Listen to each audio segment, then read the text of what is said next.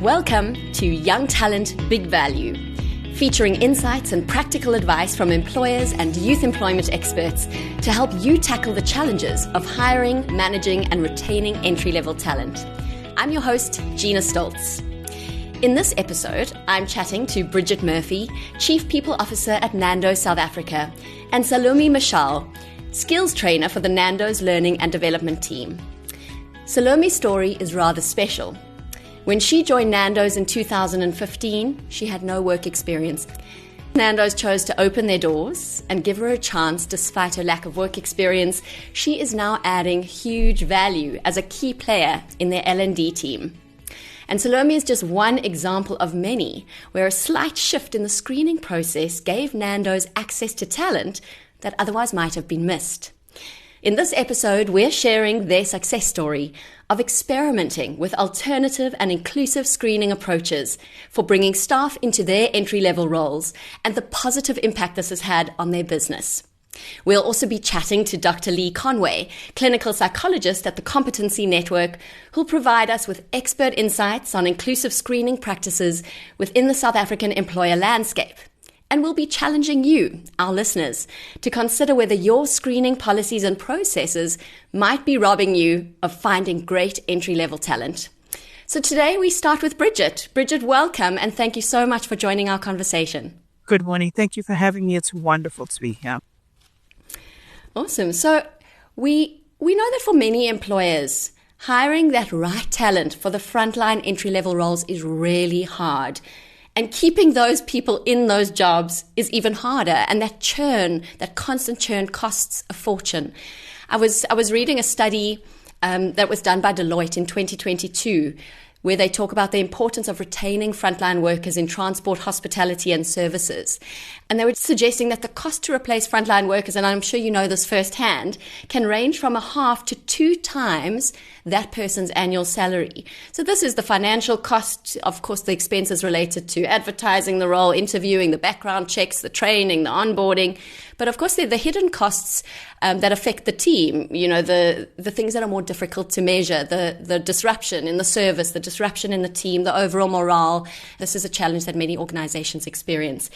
So with that in mind, I wanted to find out from you, what were some of the challenges you were facing in your business around hiring and retaining young people for entry-level roles that led you to take a different approach?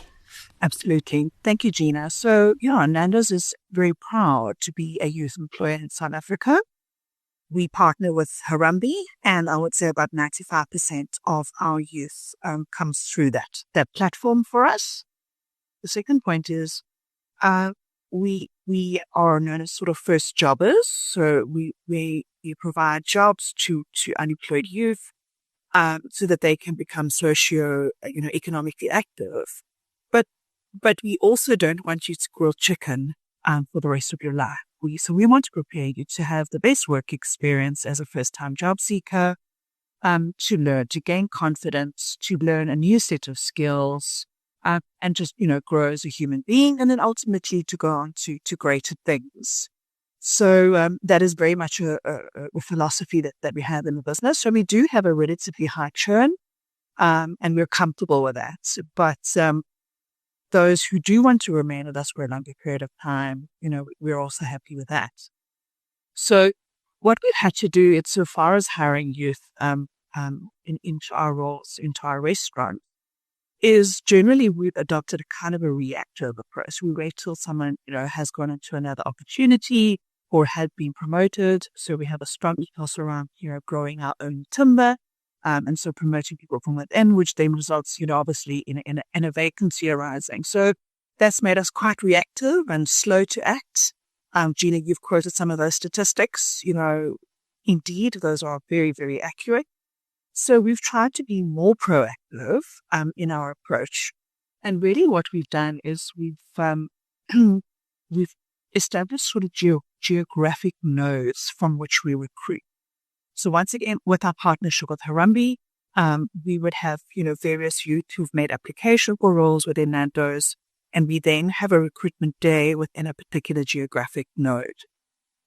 And we invite these folk to come in and spend the day with us. And so we're doing this in advance of need, not reactively, but proactively rather.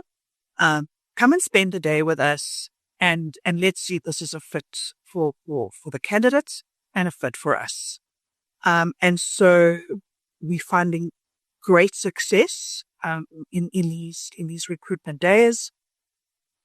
And so really how the day comprises is the geographic node has a leadership team, and this leadership team is responsible for interviewing these candidates, for doing a type of a skills assessment. We could talk about that a little bit later. And there's a role play that they do, and we kind of sort of filter down, the pool of candidates. And then we have what we refer to in Nando's as hot bodies. So people who are ready in the wing, not chicken wings, who are in the wings. And so when we do have, vacancies and opportunities that arise into the future, we have these hot bodies that are ready and waiting. And our restaurant managers then have an opportunity to select out of this pool of candidates somebody that's going to be a fit for that particular restaurant and that particular role that they may have. So that is serving us really, really well, and it's made us a lot more proactive, in practices.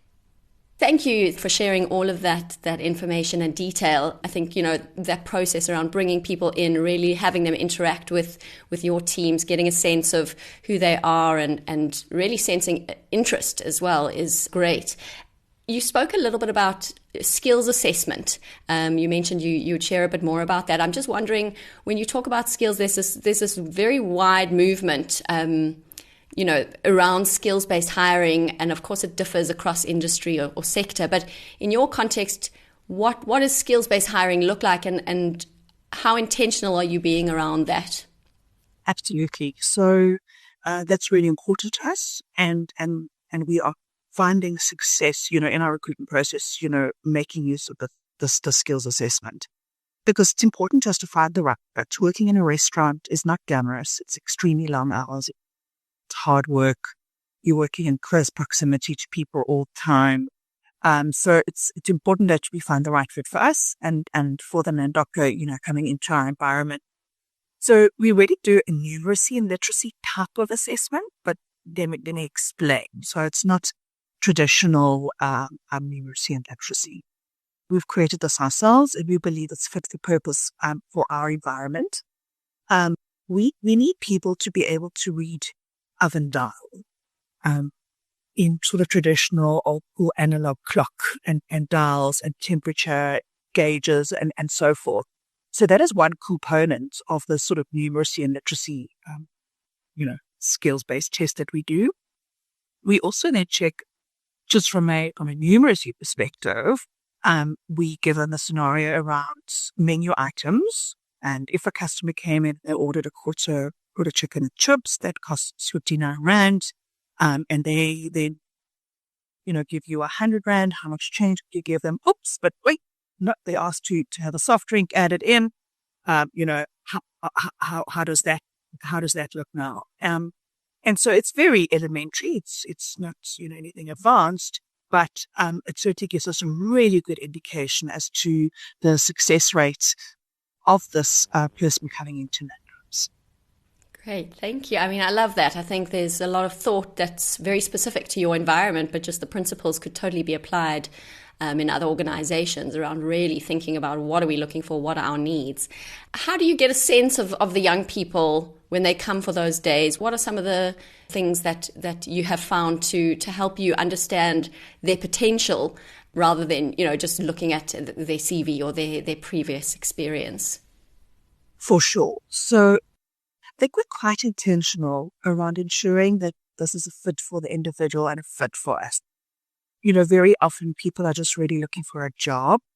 And whilst we're happy to be that first job for an individual, we also want to make sure that there's reciprocity in this employment, relationship. So about really making sure that, and that we're very intentional when we're hiring people that it's a win-win all round.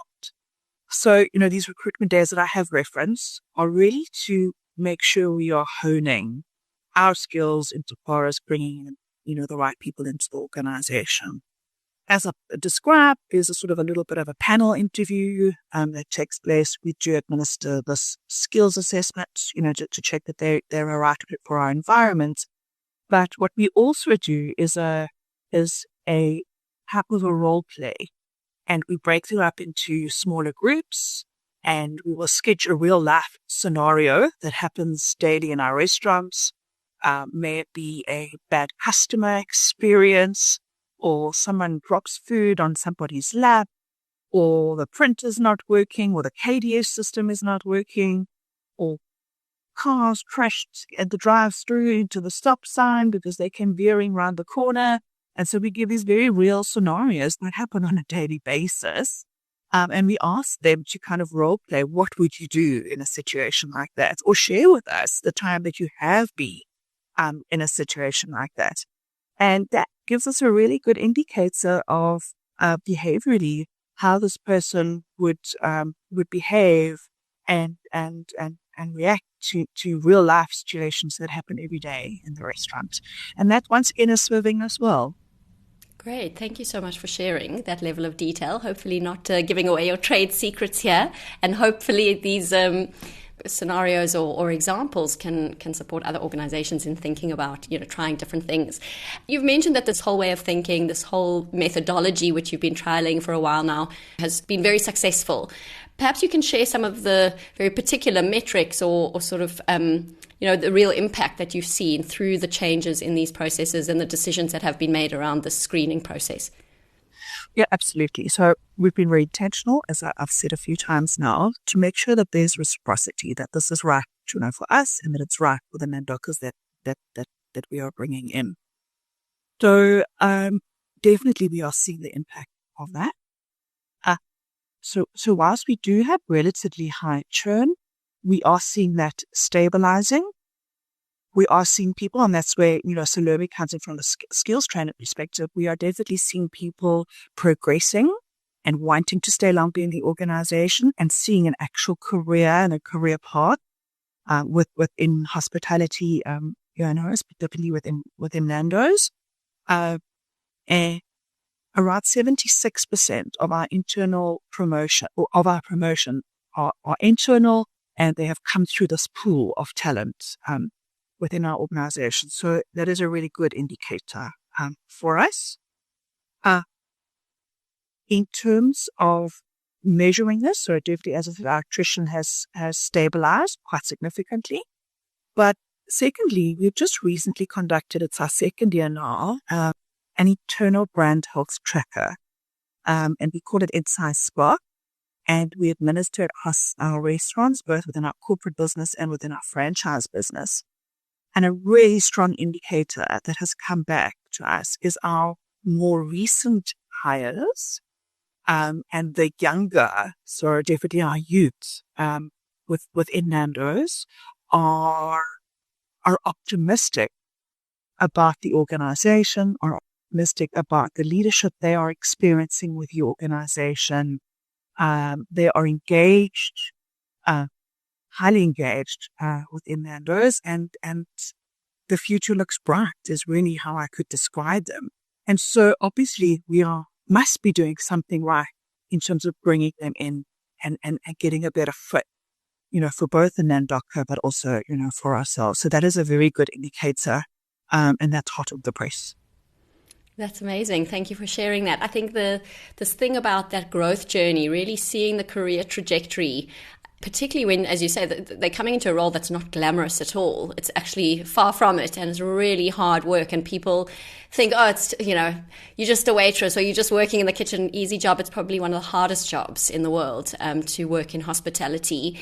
And that thing around building that sort of attracting young people because they know there's that journey, because they know there are those opportunities for progression. I think that's also critical at that screening phase, that they understand what that pathway looks like. As you say, young people are coming in often for their first job. They just want, they need that salary. They're desperate for the income. They need that financial independence, but they're not necessarily seeing that bigger picture. And to actually be deliberately telling them what that could look like, I think is also very, very powerful.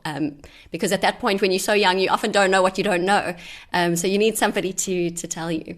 You've shared a lot of very useful and very practical information with us. In terms of best practices, you have trialed a lot of things. You've been on a long journey of employing youth into those entry-level roles. What can you share, either philosophically or just very practically, around screening young people who have no prior work experience or formal qualifications? What best practice or advice would you share with other employers listening in today? Sure.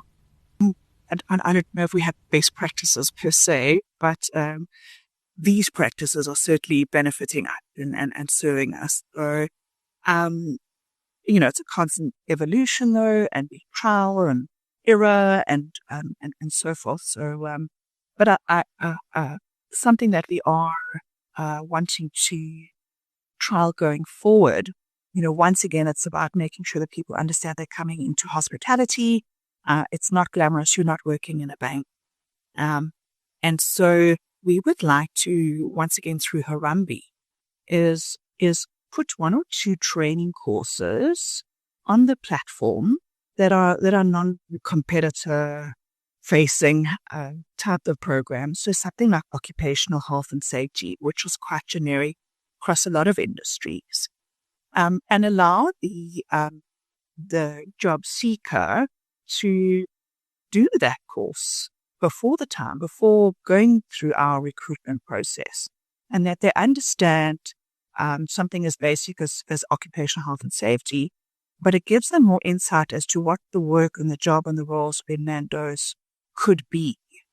And even if we don't then employ them and they've done the course and then they potentially deselect themselves from going through this process, we believe we've just bettered the individual for South Africa, and potentially they've learned something through having done that particular test. And we wish them well, and they can use that skill in another environment and apply there. So Bridget, you've spoken a lot about fit and how important that is to the organization because of the impact it has further down the line. How did Nando's get to the point where you and your teams really knew what fit means in your context? Absolutely. So our restaurant managers are employed to run restaurants beautifully. Are they necessarily skilled at hiring people into the environment? Some yes, some maybe not so good, at times we would experience sort of nepotism or favoritism, or my friend's sister's aunt has been hired. And it's really just, in terms of giving someone a job. And that doesn't serve, once again, the individual or ourselves.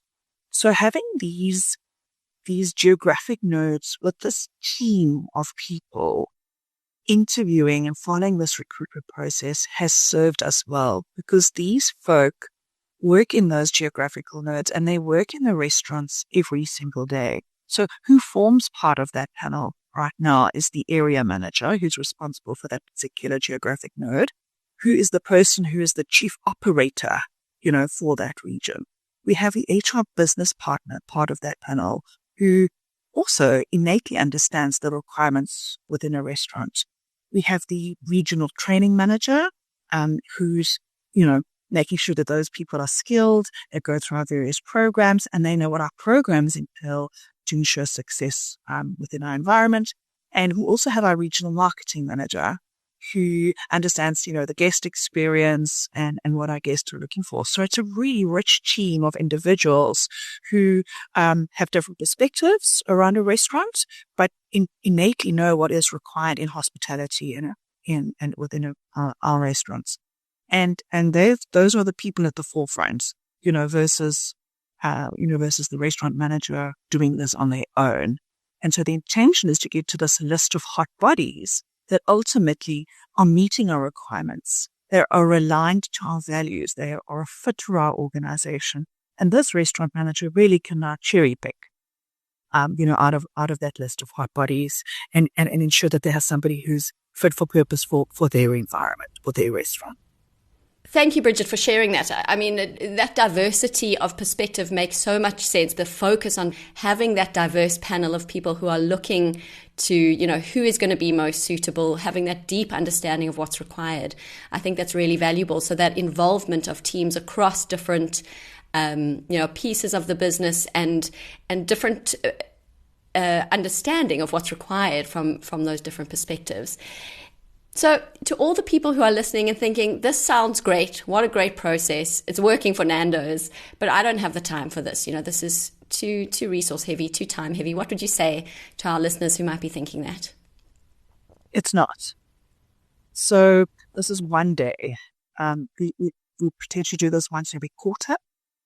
And 8 hours a day to get a pool of people that are ready, who have been screened and filtered and on our hot body list, who are ready to go proactively when we do have vacancies that arise, versus being reactive when the person does go and everyone scrummaging around to try and fill a vacancy and not being sure about, are we hiring the right individual for this particular role? So this allows us to be calm and do this upfront and ensure a better fit longer term for both the Nandoka, but also for us.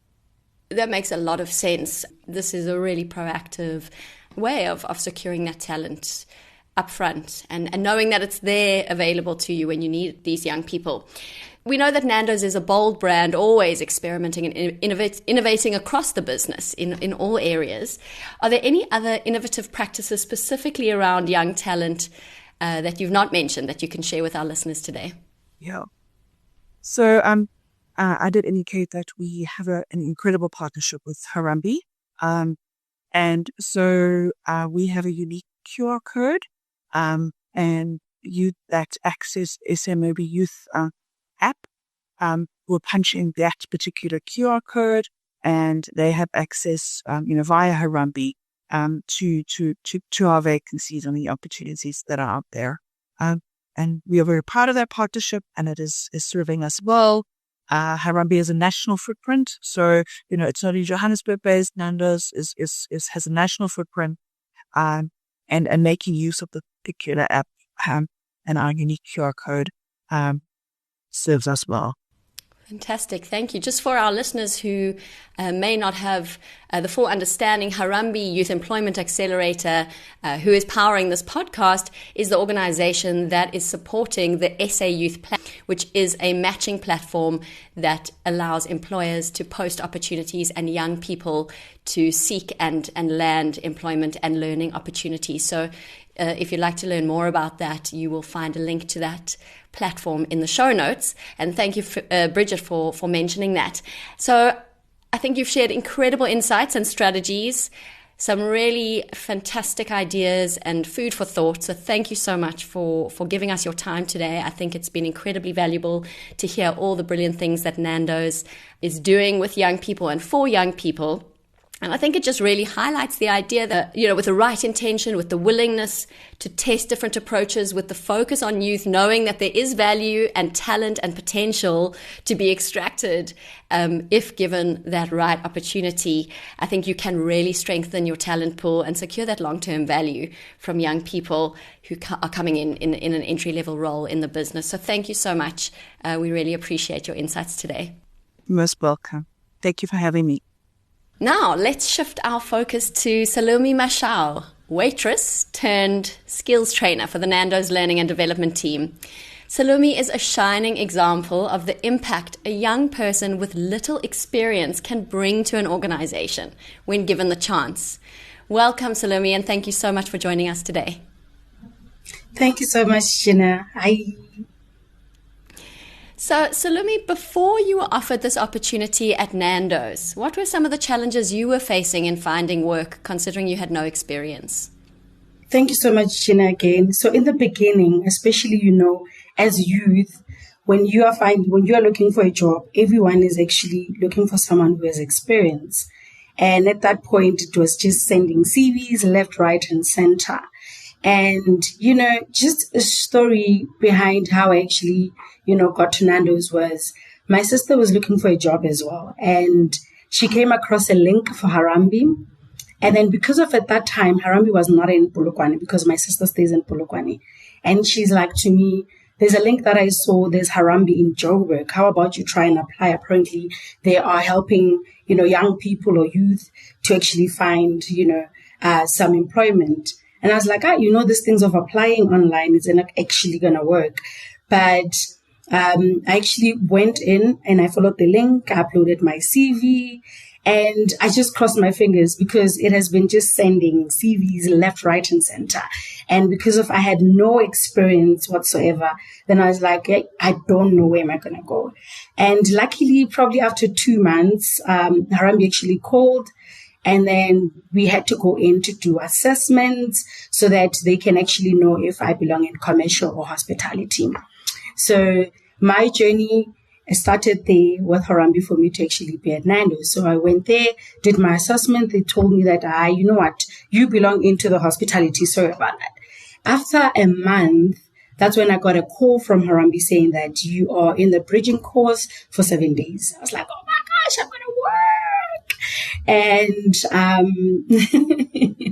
and then I was so excited, even if I didn't know where was I going. But for the fact that, we are in a bridging course. And then when we got there, they told us that we are doing 7 days for Nando's. And that's where my journey began with Nando's. They were actually training us and coaching us in how to treat customers.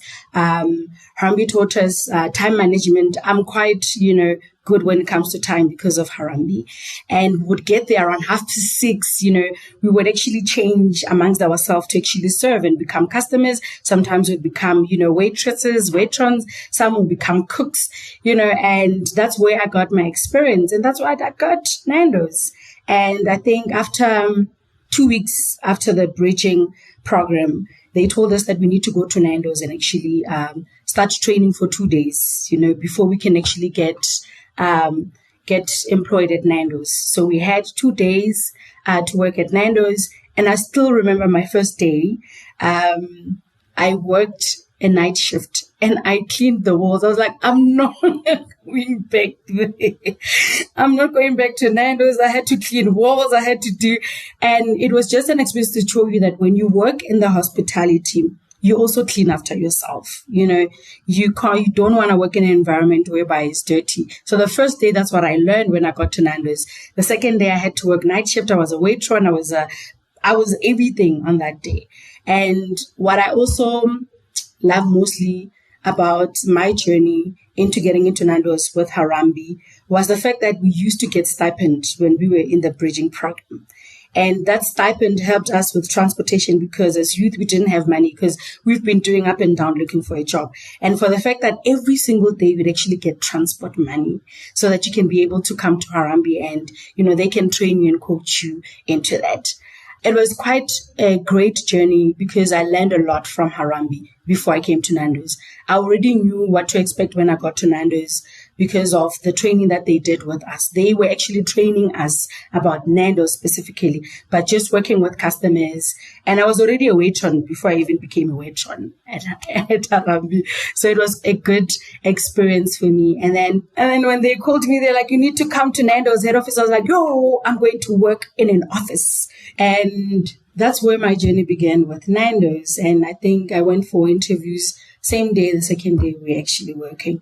So it was quite a journey for me to get into Nando's.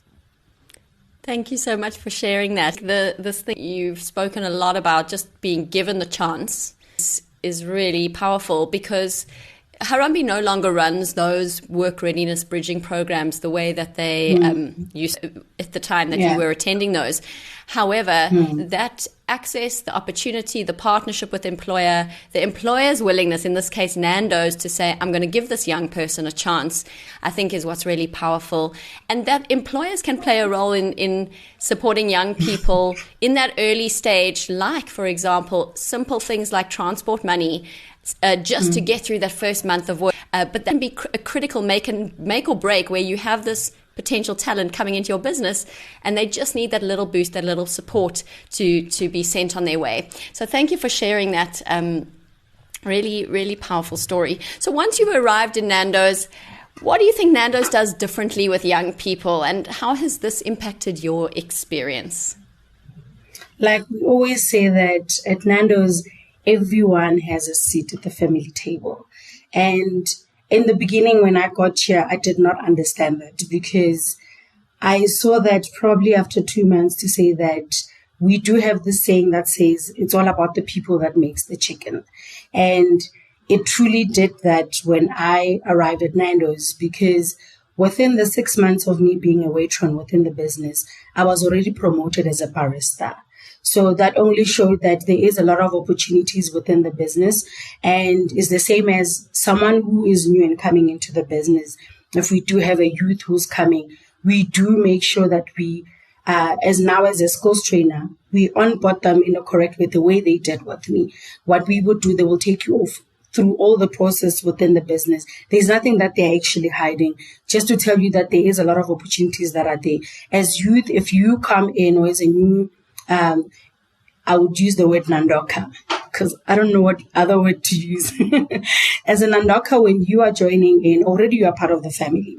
They take you through the journey, and all stations. Doesn't matter if you are going to become a waitress or a back of house or front of house. So we make sure that if you are a new Nandoka who's joining into the business, we would actually take you through all the processes and make sure that you are actually onboarded correctly. And especially with us as skills trainers, we make sure that Nando's as a business, you also know our background or know the story of Nando's. And then that's when we'll take you through your food safety, we'll take you through your induction, just to make sure that you know OHS as well. There are programs that are created for a new Nandoka who comes in. You will get, we call it e-learning. So e-learning, you will get everything, as much as we talk that it's, it's a long process, but as a new Nandoka, we take you through the process so that we can onboard you so that you can, be equipped properly, have the skills, knowing that even if I'm a waitress, but I do know about food safety, I do know about OHS, I do know about the brand as a whole, and we will take you through that. And that's what they also did with me. And it becomes much easier when we are using e-learning, because you get to find a lot of opportunities within the business. And I feel like that's how I found my my opportunities, because there's quite a lot of things that I've achieved within the business. It's not only about onboarding, but also talent as well. If you are someone who's talented, as much as you are working in the hospitality, or in this business that we are in, or at a restaurant, whether you're a waitress or not, but if you do have talent, Nando's has, all the platforms to give you to say that whether you are an artist, you are drawing, whether you can actually sing, or you are a poet, or you do all the things that has to do with media or what, Nando's will support you. And I also found my platform, especially when it comes to Nando's Heatwave Radio. We have a radio at Nando's. So we that's where we unleash our talents, and that's where most of our Nandokas, even in the restaurants, they get the opportunity to do that. So just to add on that, with my journey within the business in terms of onboarding or just talent or growing opportunities, is that within 6 months, it showed me that I can get promoted. That means that there is a lot of opportunities within the business. And for the fact that I had to write a book and Nando's had to publish it, I didn't even know that, I can get an opportunity within the business that can actually allow me to unleash my talent within the business. And for the fact that I'm an official author because of Nando's, it says a lot that there is a lot of opportunities. With Nando's, you do go through the Hatchling program. That Hatchling program is management. We do not just say you are appointed, you are now the manager. We train you for 6 weeks.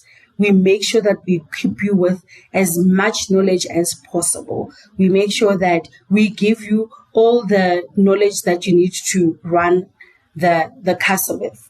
We don't just send managers to go open restaurants and be like, now you're a manager, now you're a head of the house, open the store. We take you through the program. You also need to be assessed in order for you to qualify to become that, manager. So I also went through the same process before becoming a skills trainer. And today I'm a skills trainer, and I was also a skills trainer at the Nando's call center. So I did quite a lot of things within the business, from being a skills trainer at the call center to now having to take care of 34 casas. So it has been such an amazing journey. And it shows that each and every Nandoka or youth that is coming within the brand, there's opportunities and there's talents. It only depends on a person. Wow, thank you for sharing such an inspiring story. And I think you've mentioned some very powerful things. The first is you were given the chance in the first place in terms of starting in a waitress position to now, managing that number of casas, doing all the training and onboarding for the new talent. I think that's a really incredible to be able to have been enabled in that way.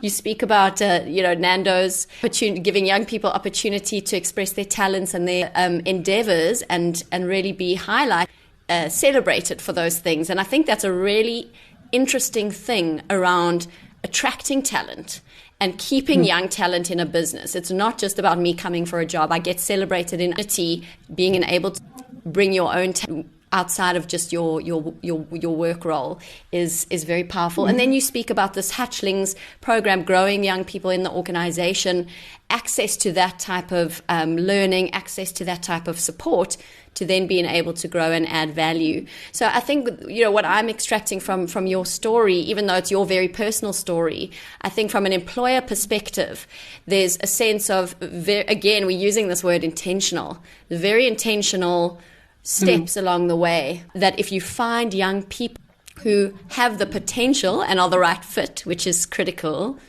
they are enabled by what you do as the employer to bring incredible value to the organization. So Salome, my last question for you today is, as a voice representing young people, what is one message you can share with our listeners, employers, about why they should give young people a chance, especially if they haven't got work experience? I'll have to just say, look at me. With the opportunities that I have got and how I have grown within the business with no experience at all. And just to add on that, we also have quite a lot of stories within the business as well. Within Nando's, we do have people, those who started just grilling, and now they are actually GMs. Some are area managers. So that tells us that employ us, we will show you that we can grow within the business. And I think that it also depends on us to grab those opportunities. But we do have a lot of, give us an experience. We will show you. That's all I can say.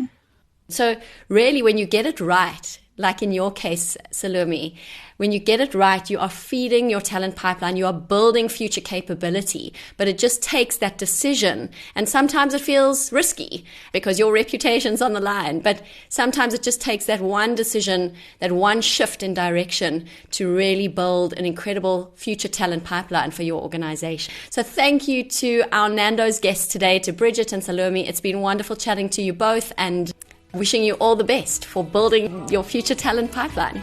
Thank you for having us. Thanks so much, Gina.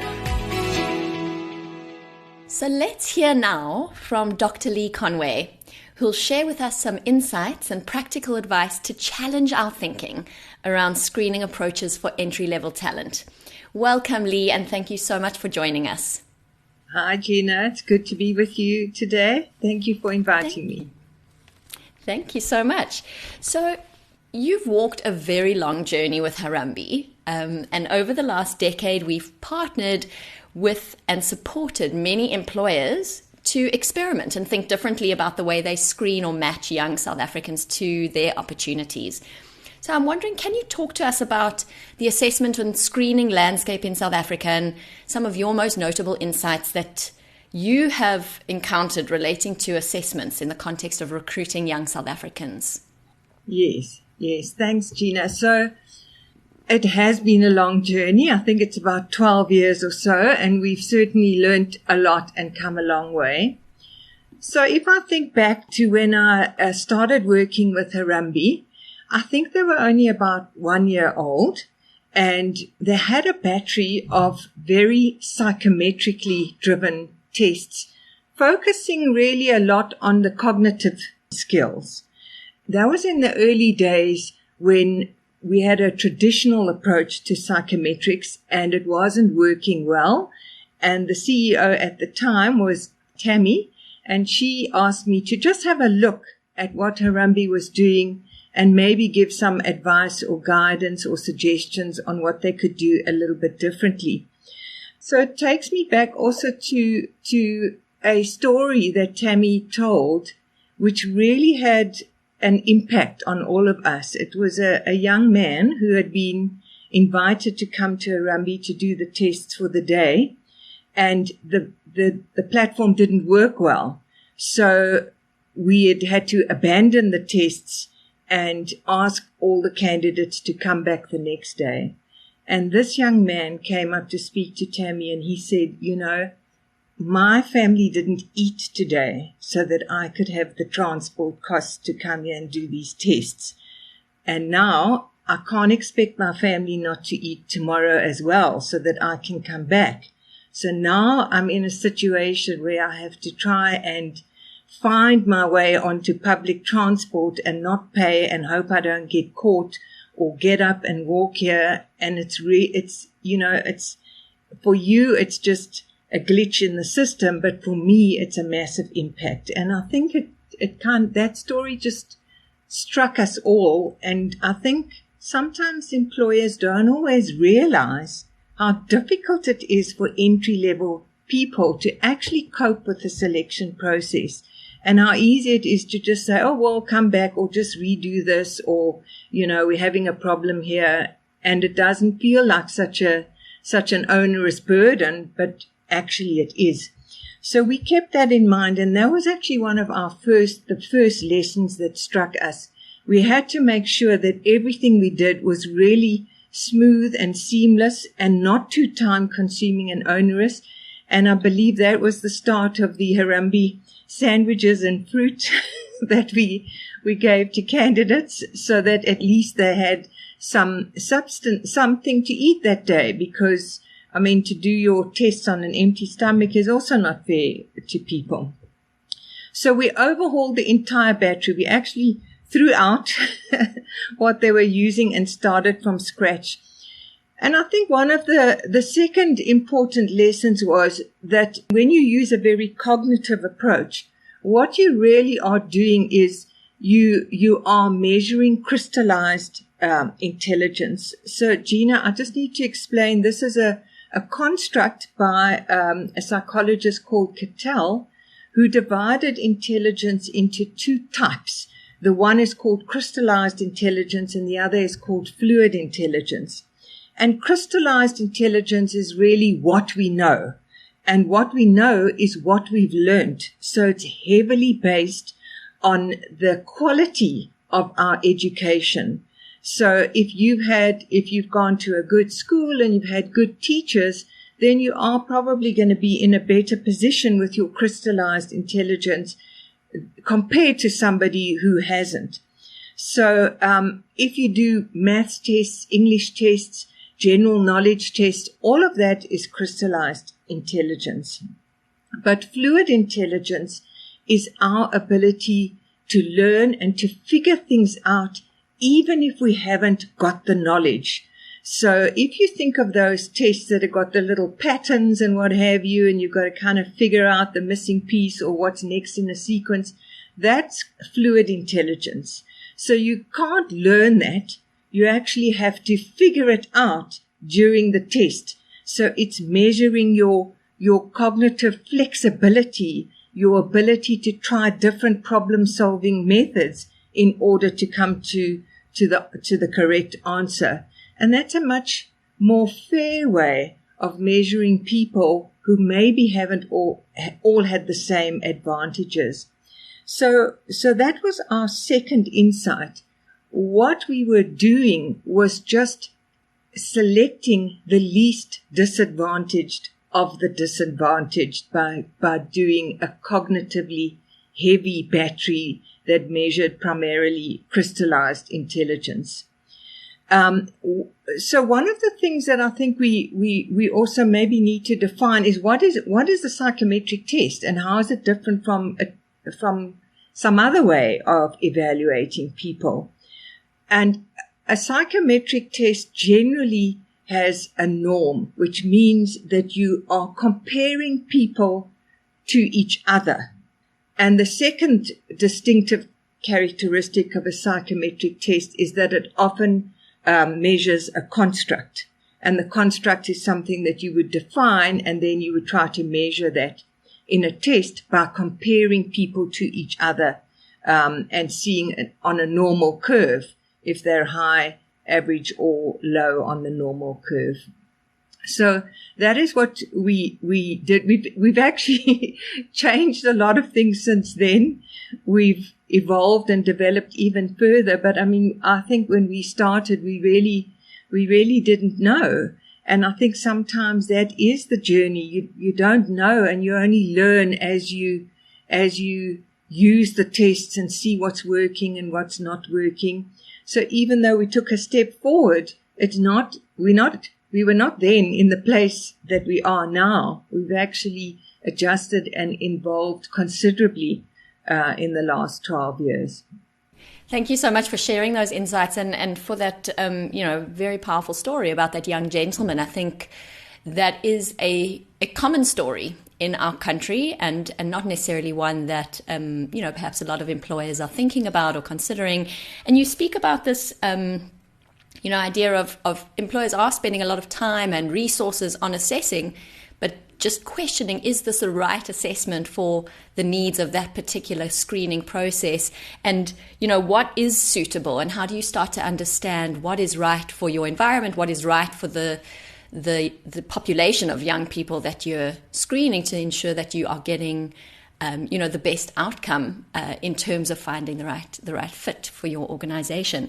I had a question here about sort of frameworks and models, and you spoke into psychometric testing and what that looks like. What else should employers be considering? So there's a lot to consider. And I mean, even when I started, I've been doing assessments my whole life. That's really my subject matter expertise. But I hadn't really been doing assessments at entry level. So I only knew what it was like to work with corporate clients at higher levels. And in those instances, the psychometric tests worked. Whereas when we started working with the Harambee entry level, we saw that these tests just somehow aren't always working, and they aren't always telling us what we want to know. So there was a study, a meta-analysis by a couple of years ago, where they literally took psychometric tests back in time to the very start, and they looked at what is the validity and reliability of these tests over time to predict performance in the job, from selection to performance in the job. And one of the things that really struck me was the difference in how predictive tests are at higher levels in an organization, but how low the predictive validity is at entry level, and especially when you're doing a psychometric battery that's heavy on cognitive skills. So, well, I can actually give you the figures if you're interested in the stats, but it goes from a validity coefficient of 0.2 right up to a validity coefficient of 0.56. So you can see that's a dramatic increase in how predictive these tests are from entry level, to a more senior level. And in fact, as the complexity of the job increases, so does the validity coefficient. So if you're on the midway point, it's about 0.4, the coefficient there. So you can actually see that it's doing a little bit of work at entry level, but not necessarily much. So now you have to ask yourself, well, these are the tests that we're using, and they're not even predicting performance in the job. So are we doing the right thing? So first of all, to move from a test that measures crystallized intelligence to fluid intelligence is already a big step in the right direction. But even that, Gina, so what we discovered was that when the intellectual complexity requirements of the role are not high, even the fluid intelligence doesn't predict. So what happens in a situation like that is that everybody can learn to do the job. Some people might just take a little longer than others to learn it, but it is not that complex that you need a test to measure as part of your selection component. And in fact, what's happening then is that test is just becoming a barrier to entry, and you're just choosing people who are actually almost intellectually too high for the role, and they're going to get bored, and it's a kind of a waste of their talent. So I'm not saying don't use those tests. They're wonderful. We use them at Harambee. We have a problem-solving test. It's a fabulous test. It's it takes about 10 minutes, and you do it on your phone. And it's an adaptive test, which means that it goes up in levels of problem-solving capability, but you will only do those as you keep going. So you will get more items if you're getting them right, and your test will end off if you're struggling. And then that helps us to match the problem-solving capabilities of the individual with the problem-solving capability requirements in the job. So you're not actually just picking the highest scorers, when in fact those people might not actually be a good fit for the job. Somebody with a different score that matches the problem-solving requirements is going to be better suited to that role. Then we also added an English test and a maths test and a personality profile. We chose a personality profile that we thought was a little bit better suited. It didn't measure the big five, and I'm sure you're familiar with the big five. That's introversion, extroversion. That's one of the big five. And there are 5 in total, and they almost are personality DNA. And many, many psychometric tests are based on the big 5 as the foundation of what they're measuring. So we looked at a test that was measuring more behaviors rather than a kind of a personality profile. And we thought that we were on the right track with that. And then we did a study on our digital ambassadors. So we had selected people for a role which was called a digital ambassador. And these young people needed to master working on an iPad, on a tablet. So they had a training course, and then they went out into the communities and they engaged with people and signed them up. So we did use our battery to select them. So it was a fluid intelligence test, and it was an English and a numeracy, and then this behavioural test. And then they said, let's have a look and let's take the most successful of these digital ambassadors and compare them with the bottom group who were the least successful of the cohort. And we actually looked at their test results, and then we also called them in, and we had one-on-one conversations with the top performers and those that had been not successful. And we looked at what was the difference between them in terms of their test scores and also in terms of this conversation, to see if we could identify what was the distinct differences between the two groups. And all our hypotheses that we had originated proved to be incorrect. And in fact, the tests were not really able to assist us in differentiating these two groups at all, because personality didn't count. So we had assumed that if you were extroverted, you'd be out there engaging with the community, and those who were more introverted would be less successful. Not true. It didn't matter whether you were introverted or extroverted. You could be successful regardless.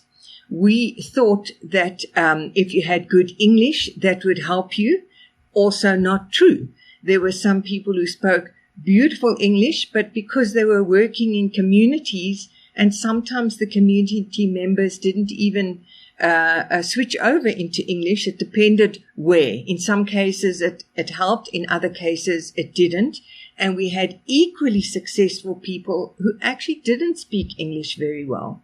We thought learning potential would count because actually it was quite a technical role, and they had these 2 weeks of training, and the training was quite tough because they had to learn how to use the tablet and how to get onto the system and what have you. And we thought a little bit of learning potential would help there. Also not true. That hypothesis also didn't work. So it is true that those with a lower score on the learning potential test took longer to learn than those with a high score, but it didn't impact the outcome of how successful they were. So even if they had taken long to learn how to do the work and navigate the system, they could still be successful. And those who learned quickly could still fall into the less successful group. And Gina, when I talked to these young people, it was just so incredibly inspiring to hear the stories of those who had been successful. And you know what the main thing was? It was perseverance. Those who were the most successful were just the ones who didn't give up and who encountered obstacles, and there were several, and found a way to overcome it and carried on. And there wasn't even, and they all chose different methodologies. So some of the young people formed a little group, and they would kind of club resources together, and they would, go to a school, for example, and sign up, high school students, and others would be going door to door. There was one young lady who was extremely reserved, and she had very little resources. She could only walk from house to house. And she said every day, because she was scanning her neighborhood, she had to walk further and further and further away to be able to sign people up. And she would make little notes of who had answered the door and who hadn't, and which one she could come back to, and who had sort of been a little dismissive, but who she thought maybe if she went back, they would sign up the next time. It was absolutely so inspiring. And eventually she was walking for more than an hour just to start signing people up. So that was actually the only thing that really counted. And we had measured so many things that didn't matter at all. And if we had chosen based on those criteria, we would not have found the right people. So Lee, you've highlighted that in the end, after all the assessing, all the screening, it was perseverance and resilience that turned out to be the thing that was the requirement to excel in that particular type of role at an entry level, in an entry level job. So my question is, how do you get to that point where you really know and understand what is the thing that is going to be the right fit for that role, and how do you screen for that?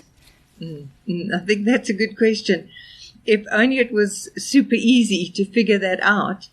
And it isn't always. But the way we did it for the digital ambassadors was to take the top performing candidates and contrast them with those that had been unsuccessful in the job. And actually it was a matter of talking to them. So I actually personally interviewed each of those top performing candidates, and I asked them, how did you get to be so successful? What did you do to make sure that you signed up as many people as possible? And then I also asked those who had been less successful, what had been some of the difficulties and why did they feel that they hadn't been able to do it?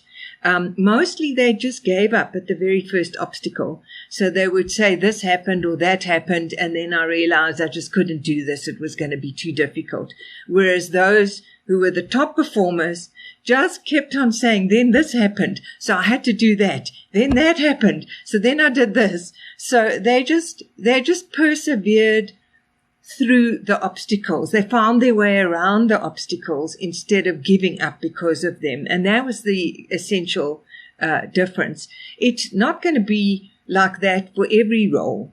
Other roles, it might be a cognitive skill or something else, or even a lack of interest, whatever the case might be. But that's what turned out to be the most important thing for this particular job. But that would be a way that I would suggest employers try to find out the difference. If they look at those that are successful and look at those that are less successful and see if they can find what is the crux that differentiates those two groups. Thanks. I think that's a really valuable insight and piece of advice. If I think back to also what Bridget from Nando shared around, you've spoken about actually interviewing young people to really understand their experience, what made them successful, what made some of those who weren't as successful struggle. And that time investment feels like a lot for employers. But as we heard from Bridget when we chatted with her as well, that investment gives you the information and the insight you need to keep improving your process and then to keep getting as close to perfect fit for the roles that you need in your organization. You've shared so many interesting ideas and thoughts. One is this thing about assumptions. So you make assumptions that certain assessments, we've always used them. They're being used, across multiple organizations. Surely they're going to give us the answers we need. So there's a thing about testing your own assumptions in the choices you're making around the assessing and screening processes you're adopting. And I'm sure a question that's sort of swirling around in the minds of our listeners is, if perseverance and resilience were the only things in the end that really mattered for succeeding in that sort of role, which was in essence a sales role to a degree and signing people up, how can you test for perseverance and resilience? Is there a way to do it? Have you seen examples, to test for that type of characteristic when we know that this is something employers are looking for in every person that comes into their organization? So, okay, maybe what I need to just talk about now is what we're doing at Harambee and where we've landed after 12 years of experimentation and evolving. So we no longer measure against a norm group, as in a psychometric. So we don't compare candidates to each other. And that's a massive difference from using psychometrics. So we measure against a benchmark.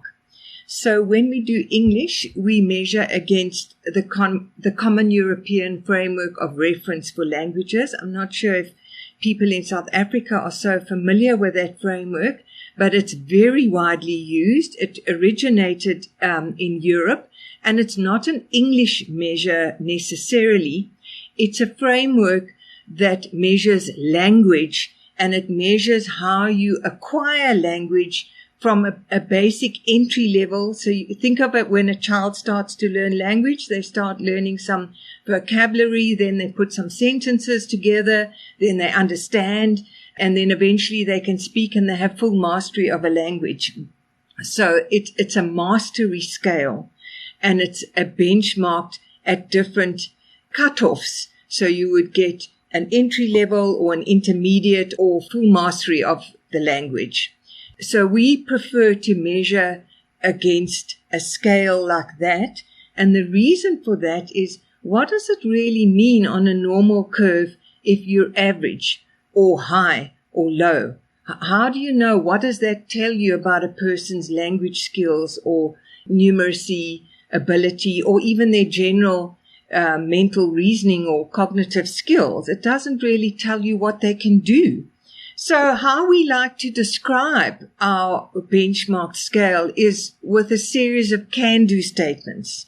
So at the entry level, the person can do maths, addition, subtraction, multiplication, division, but maybe, at the next level, they can do interest, work out interest, or work out whatever is the next step in the math scale. So it's a series of can-do statements, and why that's helpful is that you can match that then to exactly what the requirements of the job, and what difference does it make if that person is average or good or doesn't have a very good score on a psychometric test. It doesn't really matter. You need to know where their skills are benchmarked in order to be able to place them more accurately.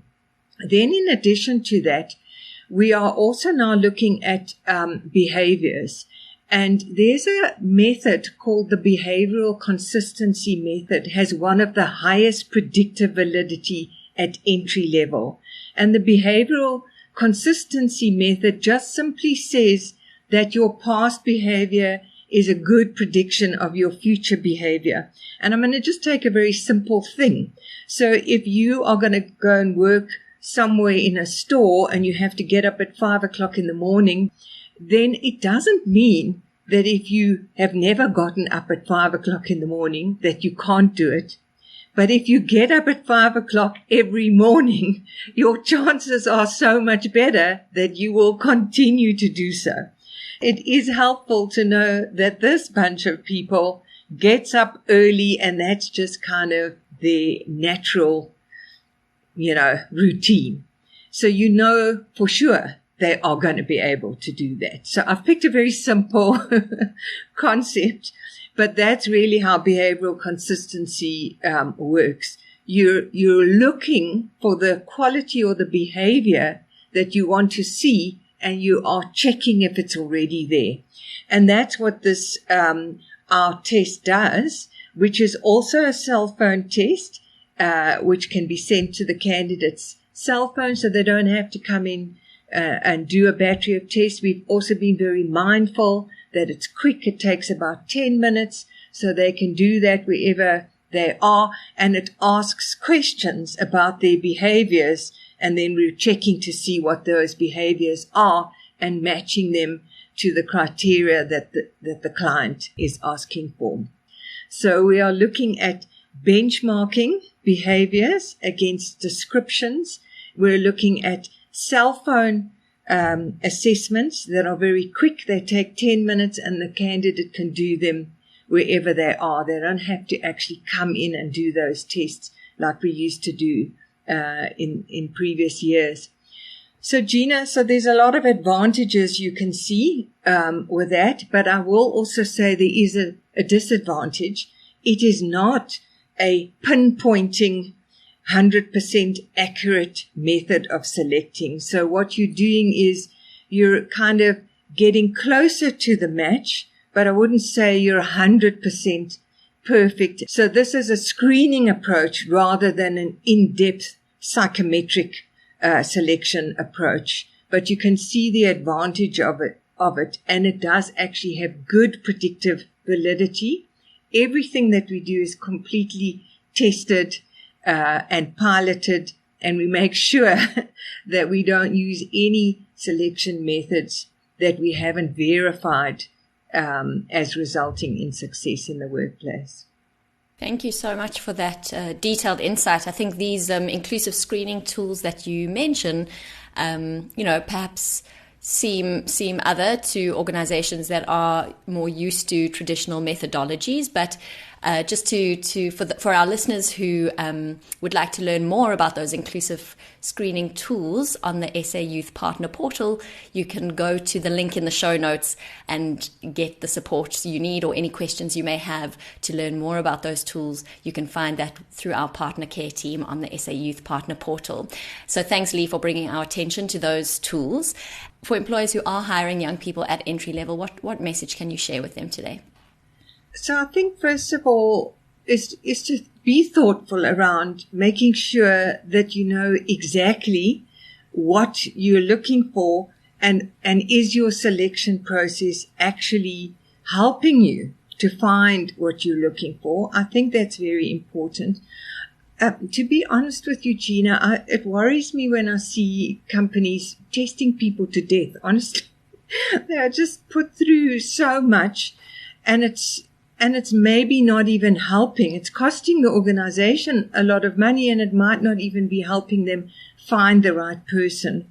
But I think my second piece of advice would be considerate to the candidates that you're selecting.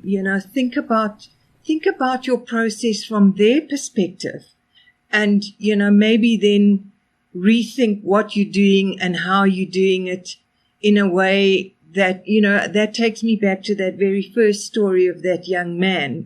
When you consider the process from the candidate's perspective, you will look differently at what you're doing and think about how do you do, what do they call that thing in the IT world, the minimum viable product?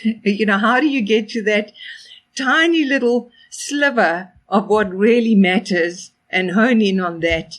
And that's going to be the best thing that you can do in your, even if you just think about what you're doing, that will be a good starting place. Great. Thank you so much for sharing all of those amazing insights and just sharing your thoughts and perspectives. I think you've given us a lot of food for thought and a lot of detail that our listeners can walk away with and, hopefully take forward in their own organization. So thank you, Lee, for your time. Really, really appreciate it. And we look forward to having you join us again in future podcast episodes. To our listeners, what new approaches will you try to find your win-win to feed your talent pipeline? If you've got any questions from our conversation today, need more information, or have your own success story to share, get in touch with us at podcast@harambe.co.za and join our forward-thinking learning community as we continue to find solutions together.